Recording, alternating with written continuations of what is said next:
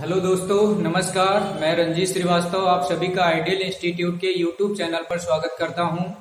दोस्तों, आज हम लोग गणित विषय का एक इम्पोर्टेंट टॉपिक पढ़ेंगे जिसका नाम है घन तथा घनमूल, क्यूब एंड क्यूब रूट। आपको एक ऐसा तरीका आज देखने को मिलेगा कि कोई भी संख्या दी गई हो बड़ी से बड़ी, उसका हम घनमूल कैसे ज्ञात करेंगे। अधिकतम आपको 2 सेकंड का समय लगेगा दोस्तों, और कोई भी संख्या दी गई हो उसका घनमूल आप आसानी से ज्ञात कर सकते हैं। उसके लिए थोड़ा सा बेसिक चीज समझना पड़ेगा। यदि आप इस वीडियो को अंत तक देखेंगे तो निश्चित रूप से हम आपको आज घनमूल सिखा देंगे। 100% चैलेंज है हमारा। आपको 2 सेकंड से अधिक समय नहीं लगेगा। आपको कोई भी संख्या दी गई हो उसका घनमूल आसानी से ज्ञात कर सकते हैं।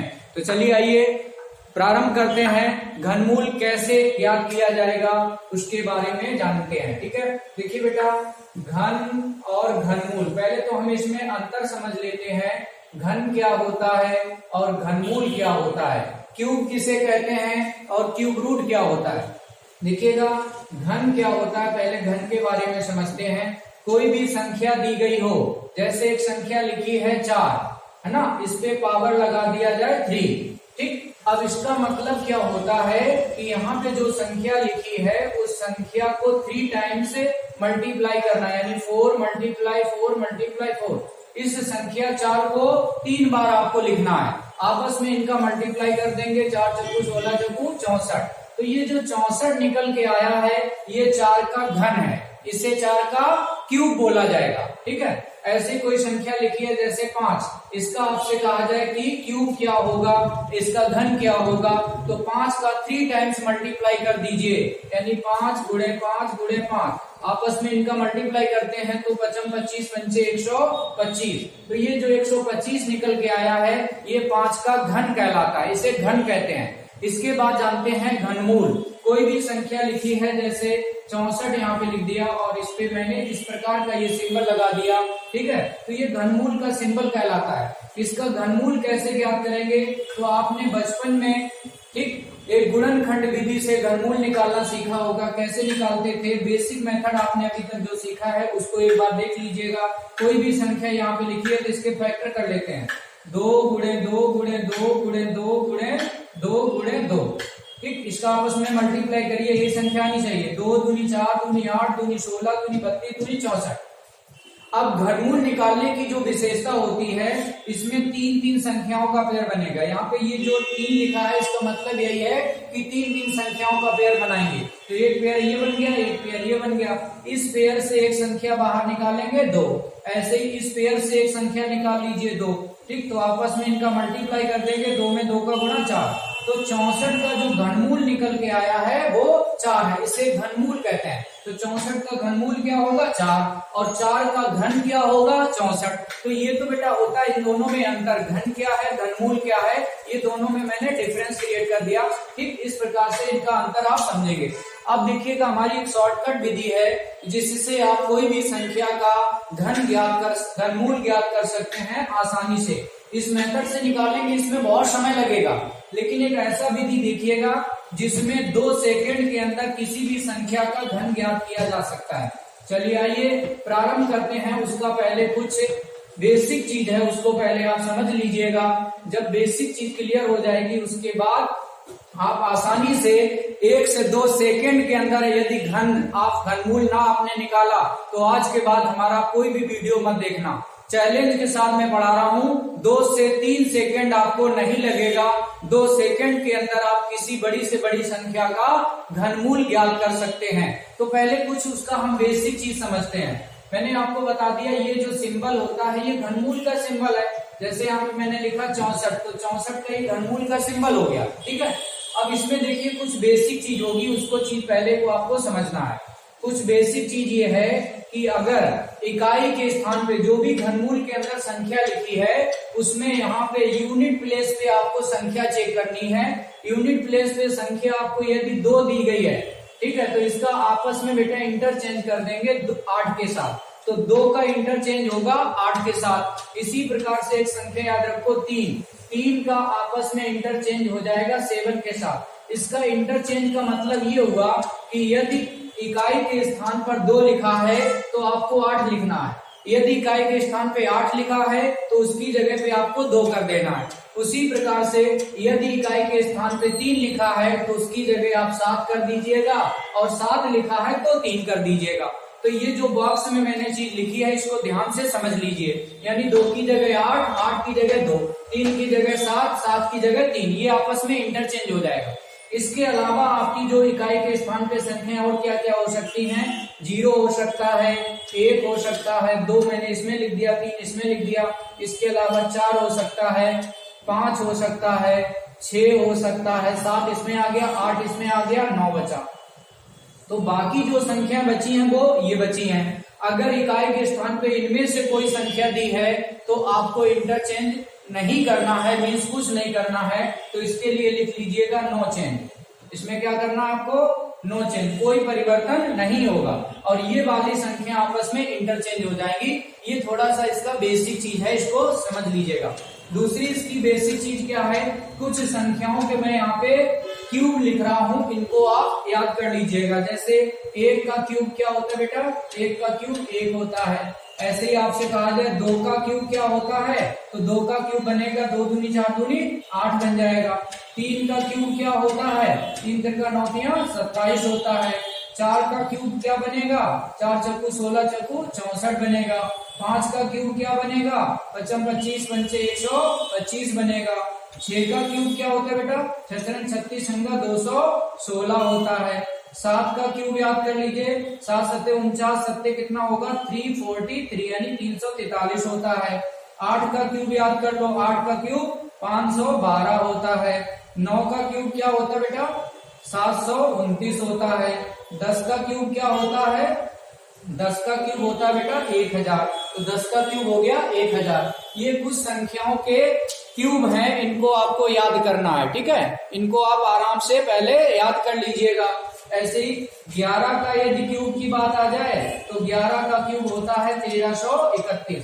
ये कुछ संख्याओं को मैंने घन लिखे हैं, इनको आपको याद करना पड़ेगा। यदि शॉर्टकट मेथड से आप घनमूल निकालना सीखना चाहते हैं तो बस केवल और केवल ये 2 बातें याद रखनी है कि आपको कब संख्या इंटरचेंज करनी है, कब चेंज नहीं करना है। और ये वाली एक टेबल और याद कर लो, 1 से लेके 11 तक की संख्याओं के घन भी आपको याद होने चाहिए अच्छे से, ठीक है। चलिए अब प्रारंभ करते हैं अपने शॉर्टकट मेथड को। कैसे शॉर्टकट मेथड से आप किसी भी संख्या का क्यूब ज्ञात करोगे, तो देखिएगा शॉर्टकट विधि से आपको देखना है कैसे घनमूल ज्ञात किया जाएगा। चलिए एक संख्या हमने जैसे लिखी है बेटा, एक संख्या लिखते हैं, आप लोग भी लिख लीजिएगा 39304। जैसे संख्या लिखी मैंने यहाँ पे 39 संख्या है 39304, 39304। हमें इस संख्या का घनमूल ज्ञात करना है। क्या लिखा है यहाँ पे 39304। इस संख्या का हमें घनमूल ज्ञात करना है शॉर्टकट मेथड से। तो सबसे पहला काम आप क्या करेंगे, घनमूल निकालने के लिए देखिएगा शॉर्टकट मेथड से जब आप निकालें तो क्या करें, सबसे पहला काम करेंगे जो भी संख्या का घनमूल निकालना है उसमें लास्ट की 3 संख्याएं अलग करेंगे। सबसे पहला काम क्या करोगे, लास्ट की 3 संख्याएं अलग करोगे। इसके बाद जो भी संख्याएं आपकी बचे उनको अलग कर लेना है। अब बाद में जो संख्या बची वो 1 अंक में भी संख्या हो सकती है, 2 अंक में हो सकती है, 3 अंकों में हो सकती है, 4 अंकों में भी हो सकती है। यानी जितने अंकों में संख्या यहाँ पे बचे 3 अंक की 3 संख्या छोड़ने के उपरांत उनको एक साथ कर लीजिएगा, ठीक। अब देखिए इतना काम करने के उपरांत क्या करना, उम्मीद करते ये बात आपको क्लियर हो गई होगी। क्या करना, एक बार फिर से देखो, लास्ट की 3 संख्या अलग कर लो, बाकी जो संख्याएं बचे उनको अलग कर लो। आपने लास्ट की जो 3 संख्या अलग की हैं उसमें आपको ये चेक करना है इकाई के स्थान पे कौन सी संख्या लिखी है। तो आप देखिएगा यहाँ पे इकाई के स्थान पे कितना लिखा, 4। अब 4 इस वाले बॉक्स में है या इस वाले बॉक्स में है, ये आपको मैच करना है। तो आप देख रहे होंगे 4 इस वाले बॉक्स में है और इसके लिए मैंने क्या लिखा था, नो चेंज। यहाँ पे आप लिख लीजिएगा नो चेंज, इसका मतलब परिवर्तन नहीं होगा। तो यदि यहाँ पे 4 लिखा है तो आप 4 लिख लो। मीन्स इस बॉक्स में से कोई भी संख्या आपको यहाँ पे इकाई के स्थान पे दिखाई दे तो उसको ज्यों का त्यों लिख लेना, एज इट इज लिख लीजिएगा उस संख्या को। तो यहाँ 4 लिखा था मैंने, 4 लिख लिया। दूसरा काम क्या करेंगे, यहाँ पे आपको देखना है 3 संख्याएं छोड़ने के उपरांत कितनी संख्याएं बची हैं। तो ये संख्या बची हमारे पास, उनको मिला के बोलेंगे 39 बचा है। अब ये चेक करना है आपको 39 जो है इन यहाँ पे जो मैंने घन लिखे हैं किन दो संख्याओं के बीच में आ रहा है। देखो 39 आपका जो है वो कहीं ना कहीं 27 और 64 के बीच में पड़ेगा।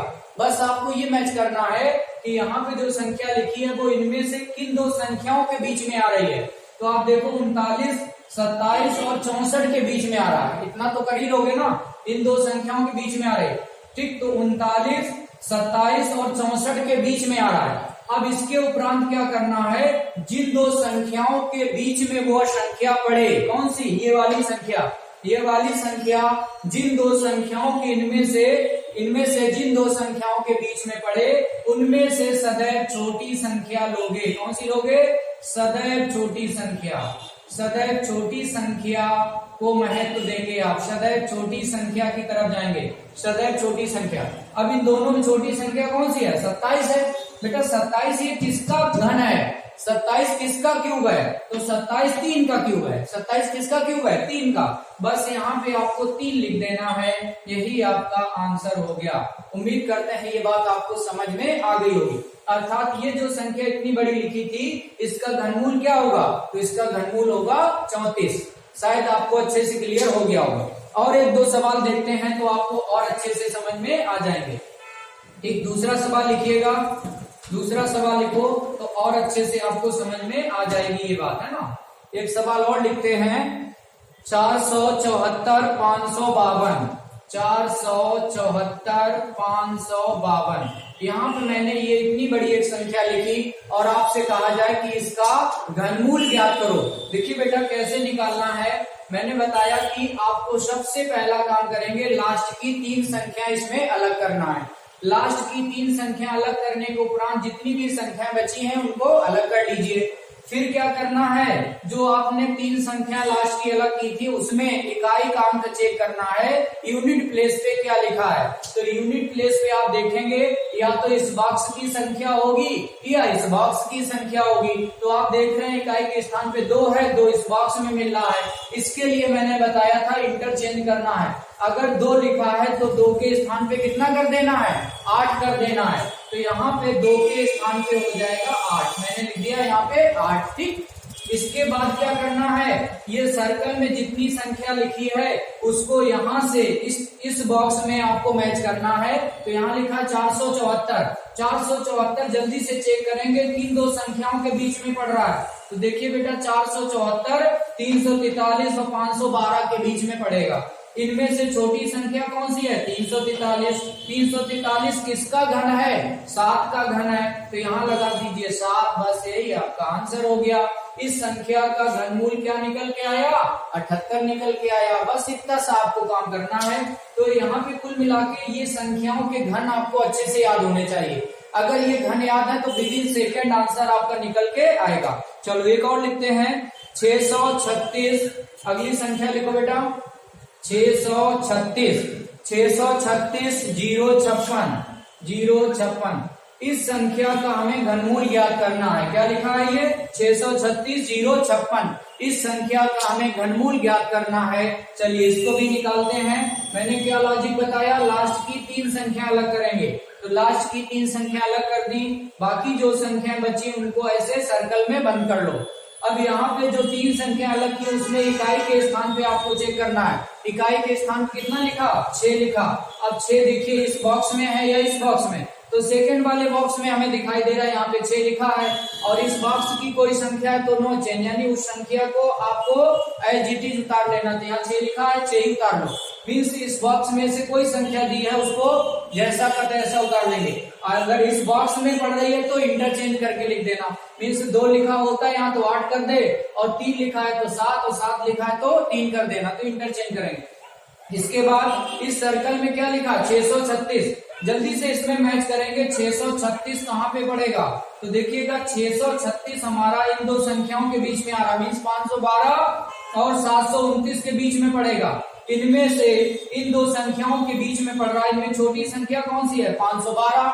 ये 512 किसका क्यूब है? 8 का क्यूब है, तो बस यहाँ पे 8 लगा दीजिएगा, अर्थात संख्या इतने का घनमूल 86 होगा। उम्मीद करते हैं ये चीज बहुत अच्छे से आपको क्लियर हो गई होगी। एक दो सवाल और देखिए तो और अच्छे से आपको प्रैक्टिस हो जाएगी। उसके बाद कोई भी संख्या कभी भी घनमूल निकालना हो, यही शॉर्टकट तरीका अपनाना, देखिएगा विद इन सेकेंड आपका आंसर निकल के सामने आ जाएगा।